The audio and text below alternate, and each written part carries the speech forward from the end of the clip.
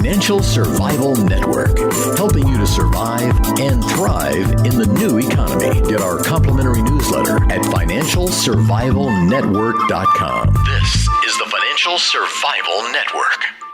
These are tough times, and they're getting even tougher. The clock is ticking. The countdown to collapse is well underway. What are you going to do about it? Will you just wait for it to happen, or will you be ready when it happens? The decision is yours, and yours alone.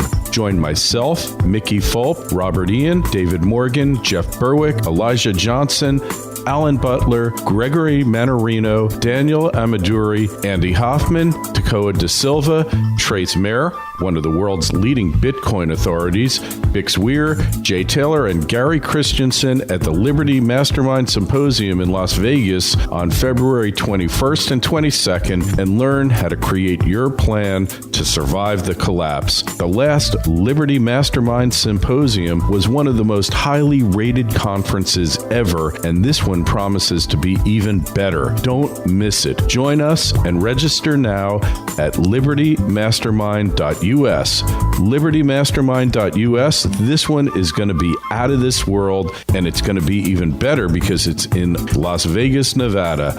Go to Liberty Mastermind US and sign up today. You are listening to the Financial Survival Network.com. I'm Kerry Lutz on 1230 WBZT. It's Monday, January 13th. Yes, it is January 13th, 2014. That means it's time for Mondays with Andrew Hoffman. Andy, how are you? I'm doing fantastic. A lot going on in the world. Yeah, well, first, though, we're going to set up a new currency exchange. I don't like Bitcoin because you can't put your hands on it. The grid goes down. You lose your computer. That guy dumped his hard drive and he lost $12 million. It's in the dump someplace. I want the 9mm exchange, meaning as much ammo as you can carry with you. That's where your real wealth is. And if you got a weapon to put it in, well, then you can really do things. And we are going to publish exchange rates. I think right now we have a 1-to-1 exchange rate in terms of one round of 9mm ammo, full metal jacket will buy a beer. And I think that 10 rounds in New York City will buy you a pack of cigarettes. And I think we're on to something here, Andy. You could buy a tenth of a beer in New York City. Yeah, well, depending what bar you go to. And if we can get a legal tender act passed through Congress, or at least in Texas, I think we got it. Texas and Florida, probably two states that would go for it, and Arizona. Well, this is no different. You know, we talk about why you, quote, must own junk silver, to name a piece that I once wrote. I mean, this is a potential for a barter society down the road. And of course, with bullets, it has a double usage. And, you know, everyone needs to be ready for the worst case scenario. I'm not saying it's the highest likely scenario, but it's certainly possible. And there's no doubt that if things do go in that wrong direction, that having bullets will be very valuable. Hey, remember, before the do-gooders took over the prisons, they didn't have money in prison, but they bartered cigarettes for all of the luxuries and the essentials that the prisoners needed. Then the do-gooders got hold of the prison system and they said, no, we can't have smoking in prison. And they banned smoking. I don't know what they use now for the alternative currency in prisons, but they must be using something. Maybe they use matchsticks, or who knows, maybe they use junk silver there. But that's the whole point, is that, you know, there are other things that are valuable in the world, and it can be very easy for something to go from value to no value. In the case of cigarettes in prison, because they ban them.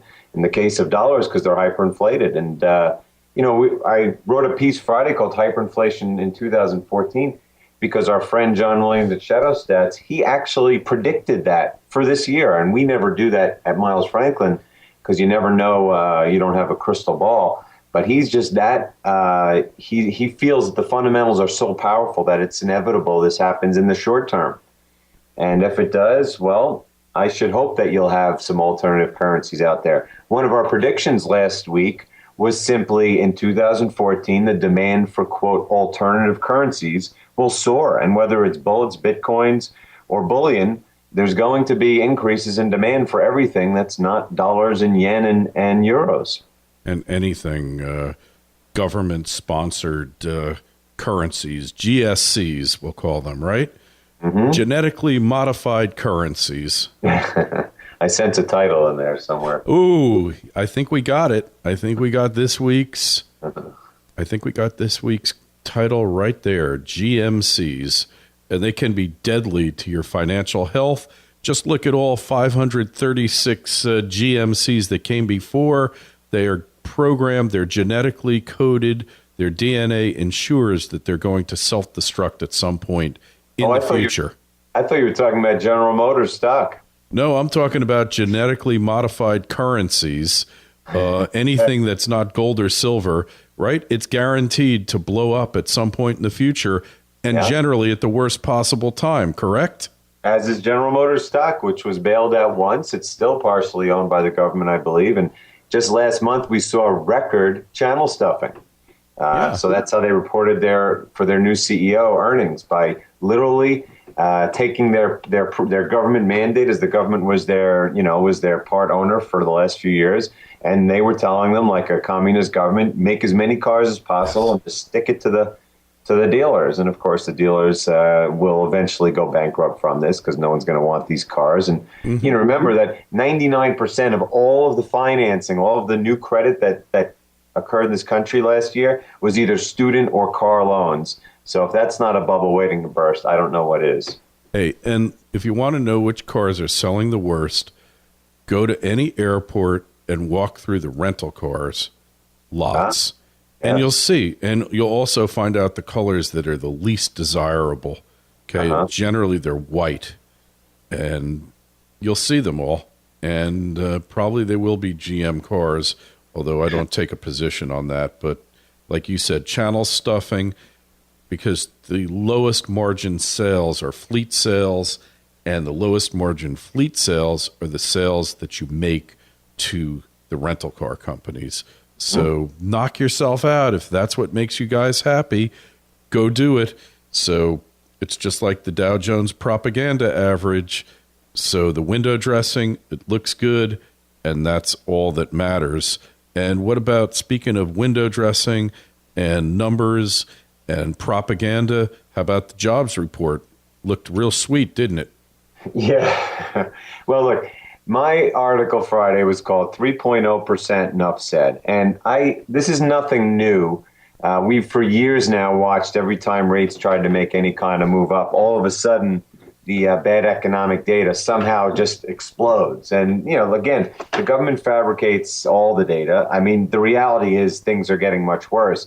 But sometimes it's in their best interest to make things look bad.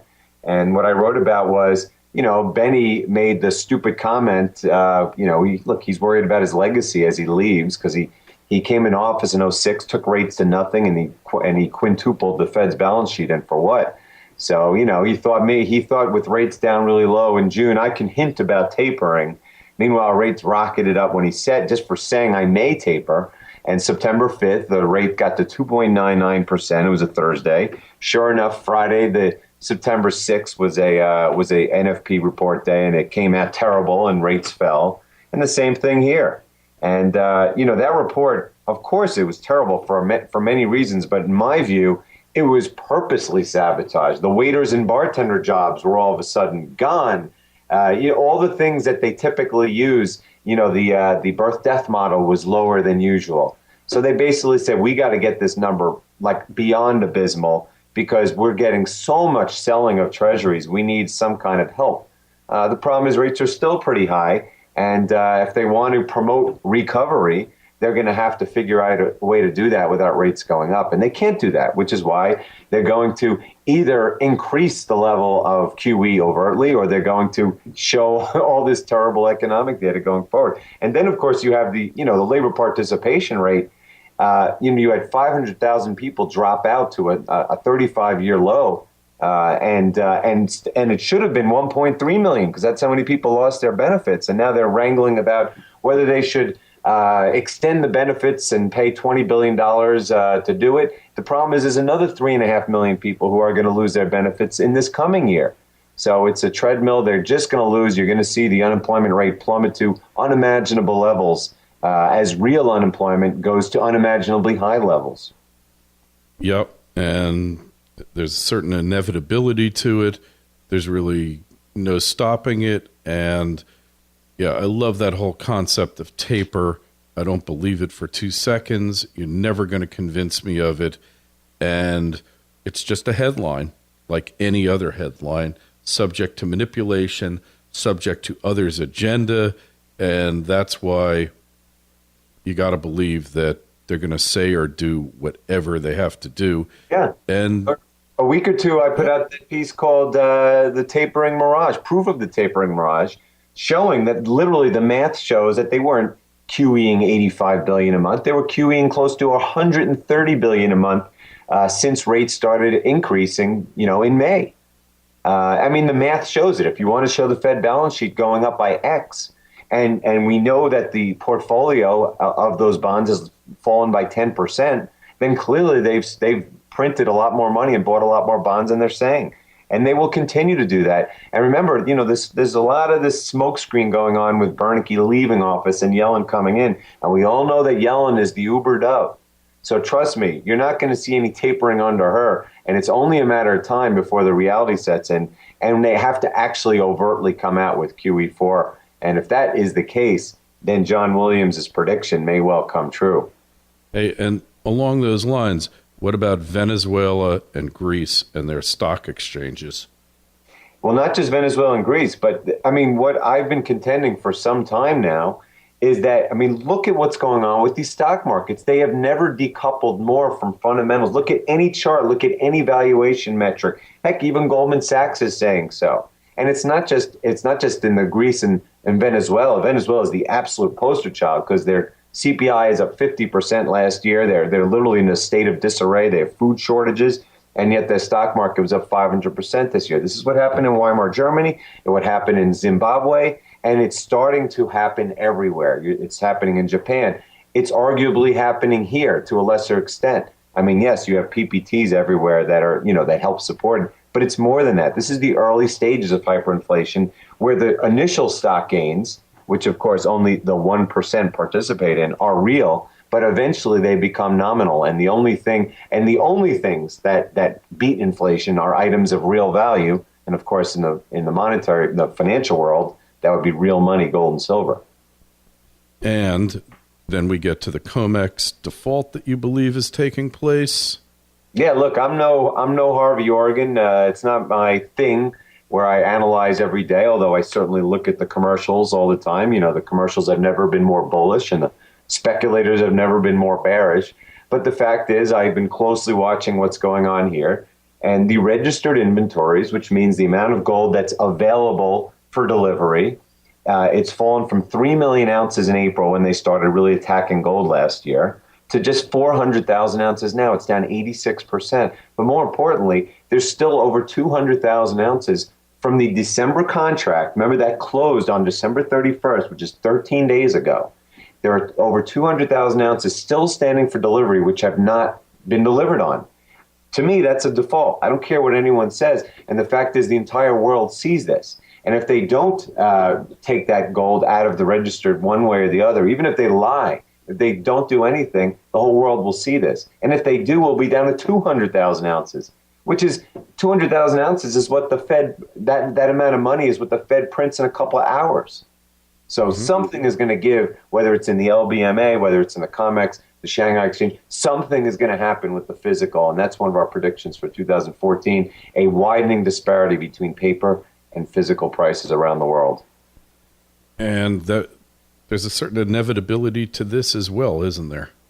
Well, of course. This is the whole GATA scenario that, got me into it back over 10 years ago. It's all about the physical demand versus the paper naked shorting. And when they run out of the physical, to keep this game going. Like when people see the Germans can't get their gold back, or the Comex runs out of gold, or the price of gold goes down, but the inventory of GLD goes down 50% faster, it becomes clear to the world that the gold is not really there. And then you throw in, the supply issues now that they push the paper prices below the cost of production. And, you could well see a decline in production this year, let alone a couple of years from now, what it could look like. Yeah. And geez. And once this dawns on the world, once it becomes obvious to everyone, what's going to happen here? Well, that's why we protect ourselves, because anything could happen. And, before we get to the real end game, which is a new currency system, there's going to be some real misery. And I hope it's not war. I hope it's simply some financial misery. But I think that the road from A to B is going to be, as rocky as anyone can imagine. And, we're talking about the entire world for the first time, all being tied to paper currencies. It's never happened before. And look where we are, parabolic debt growth. Police states cropping up everywhere, inflation exported around the world. It's terrifying.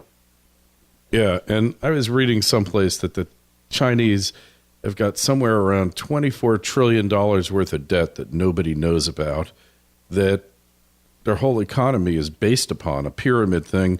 Their money supply is far larger than the U.S.'s, so they aren't getting out of this thing painlessly either. Let's face it. No one is. I mean, the U.S. is simply the head of the totem pole, and everything else is below it. And, as the tsunami of inflation, reaches it, it goes up the pole until it kills, the head. It's just that simple. And really, it's a question of, you've already seen the fragile five currencies have gotten clobbered by, 30+%. Look at the South African rand. There's another one. Their stock exchange is at an all-time high, and the rand is down something like 40 or 50%. I mean, this can't go on without something terrible happening. So we could really be looking at, Andy, global hyperinflation, and it could be one little crummy currency, one little crummy country that sets it off in one place, that sets it off in another. So far, the infernos, the forest fires have been limited to places like Iran, Venezuela, but you know what? It's so fragile, the system. We didn't talk, but not so much, because the secular Americans like to ignore everything else. How about in Brazil?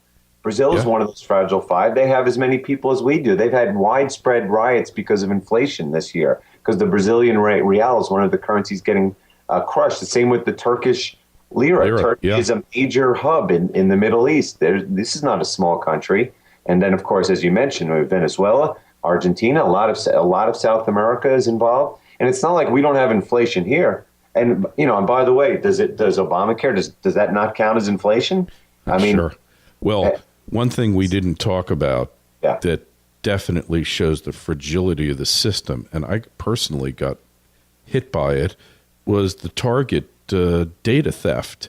First they said 40 million. Now it's up to 110 million people have gotten data stolen thanks to Target and Neiman Marcus and several other retailers.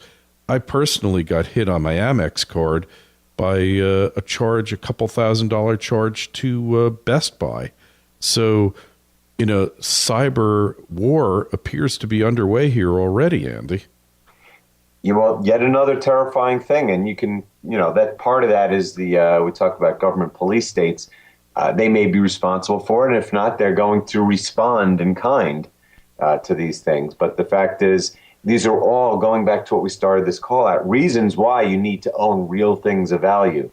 Because there's so many bad things that can happen. And I'll go back to my 9mm standard.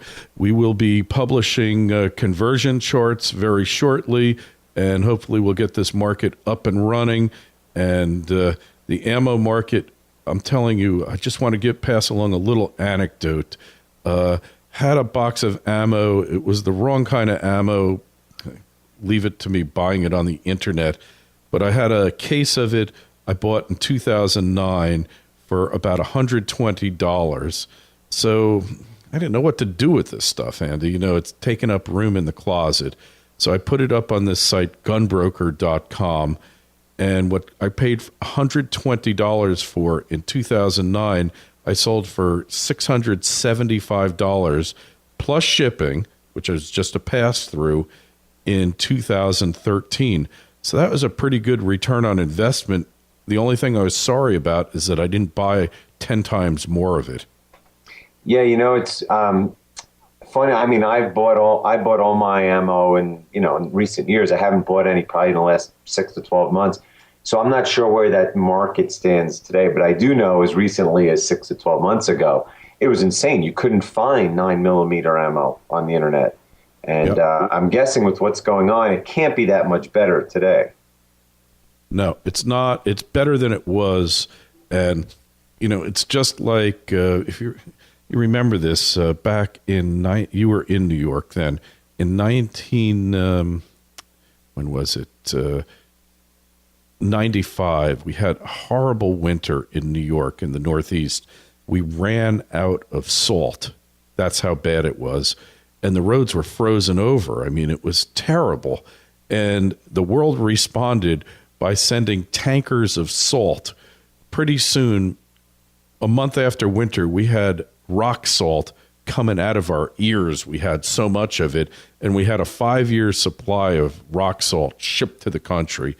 That's what's going to happen within the next 18 months in the United States. We'll have so much ammunition, we won't know what to do with it. But for right now, it's a little worrisome, and the government, the administration, is doing everything it can to discourage people from hoarding ammo. But people are hoarding it because fear of a prohibition is worse than an actual prohibition.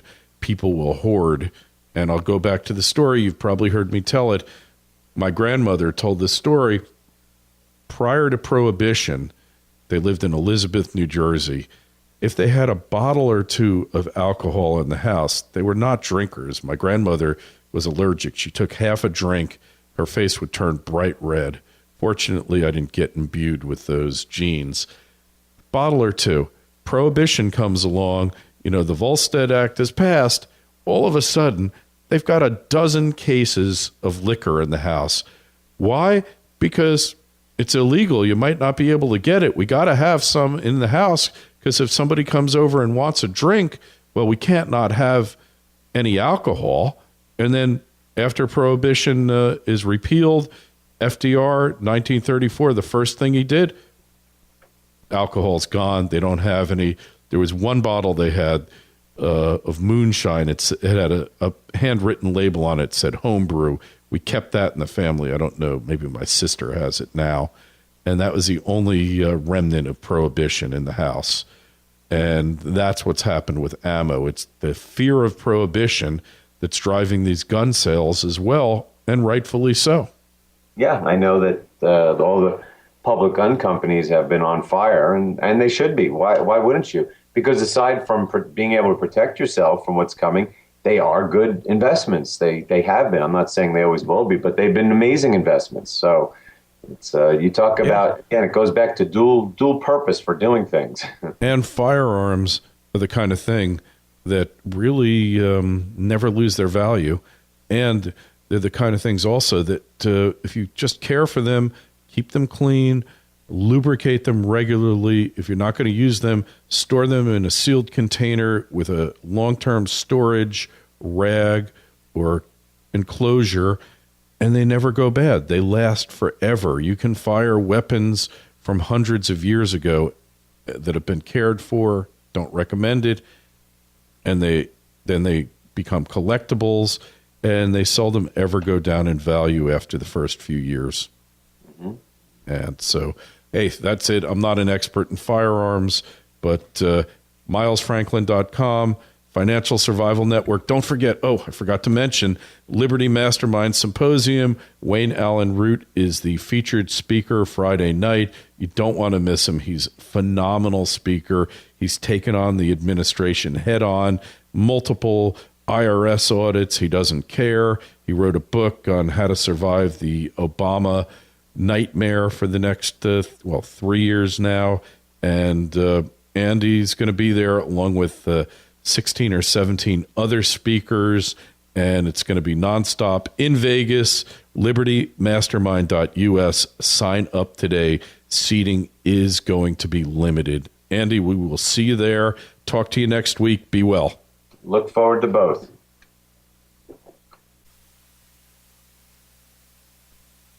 What happens if the collapse never really comes? You need income, and Jason Hartman can help you get it. He's helped thousands of people realize their dreams of financial independence through real estate investing, and now he's got an unbeatable offer for you. He's offering my ebook, Forget Wall Street, Go for the Gold and Silver Too, for free. Just visit jasonhartman.com/Lutz. The first 100 Financial Survival Network listeners will get the book free. Remember, you can't afford to put all your eggs in one basket. Real estate should be part of a balanced investment portfolio along with gold and silver. Just go to jasonhartman.com/Lutz and sign up today. When it comes to real estate investing, Jason Hartman is the only person we trust on the Financial Survival Network. So make your money work as hard as you do by building an income property empire. Real estate is America's proven investment. Go to www.jasonhartman.com/Lutz and get your free ebook today. That's Jason, HARTMAN.com/Lutz. That's Jason, HARTMAN.com/Lutz. Jason knows how to help you retire with a portfolio of income-producing property. Go to jasonhartman.com/Lutz. Hi, it's Kerry Lutz. I recently decided to move my retirement account into physical precious metals to hedge against the coming times. If you want to move an existing retirement account into physical precious metals that you can hold in your hand, tax-free, there's no company that can do it more quickly and efficiently than Regal Assets. It took them just 24 hours to open my new IRA account, and all I had to do was fill out one simple form. The best part is that Regal Assets does all the work for you. They cover the setup and administrative costs for 2013. If you're interested in making the same move I did, call 855-678-6620, 855-678-6620. That's 855-678-6620, or visit them at regalassets.com. You'll be glad you did, and tell them Kerry sent you. The Financial Survival Network, helping you to survive and thrive in the new economy. Get our complimentary newsletter at financialsurvivalnetwork.com. This is the Financial Survival Network.